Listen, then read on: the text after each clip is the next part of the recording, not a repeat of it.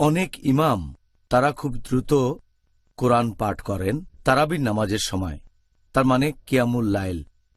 এছাড়াও তারা খুব দ্রুত রুকু আর সিজদা করে, এতে করে জামাতে থাকা অনেকের জন্য নামাজ পড়াটা খুব কঠিন হয়ে যায়। এভাবে নামাজ পড়ার কোনো অনুমতি কি আছে?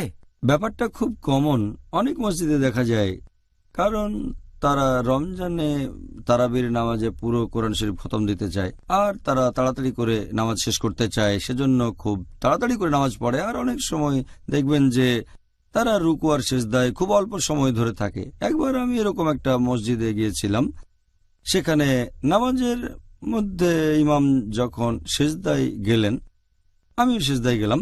তিনি একবার উঠে আরেকবার সেজদা দিলেন। আমার প্রথম সেজদা শেষ আর ইমামের দ্বিতীয় সেজদা তখন। আল্লাহু আকবার। এখন এটা ঠিক না ভুল?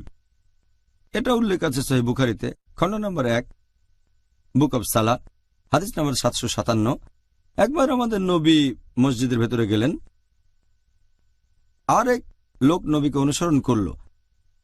তারপর নামাজ পড়া শেষ হলে সেই লোক নবীকে সালাম দিল, আসসালামু আলাইকুম। নবী তাকে উত্তর দিয়ে তারপর বললেন যে তুমি আবার নামাজ পড়ো, কারণ তুমি নামাজ পড়নি। সেই লোক আবার নামাজ পড়ে নবীর কাছে ফিরে আসলো। নবী তখন বললেন, তুমি আবার নামাজ পড়ো, তুমি নামাজ পড়নি। সেই লোক তৃতীয়বারের মতো নামাজ আদায় করলো, তারপর নবীর কাছে আসলো। নবী আবারও বললেন, যাও নামাজ পড়ো, কারণ তুমি নামাজ পড়নি, তৃতীয়বার। তখন সেই লোক বলল, এর চেয়ে ভালো করে আমি নামাজ পড়তে পারবো না, হে রাসূল, আমাকে শেখান কিভাবে পড়ব। তখন নবী তাকে বললেন যে তুমি তাকবীর দেওয়ার পরে দাঁড়ানো অবস্থায় বিভিন্ন সূরা পড়বে পবিত্র কোরআন থেকে, যেগুলো অন্তর থেকে জানো, কোরআনের যে সূরাগুলো তুমি জানো সেগুলো পড়বে।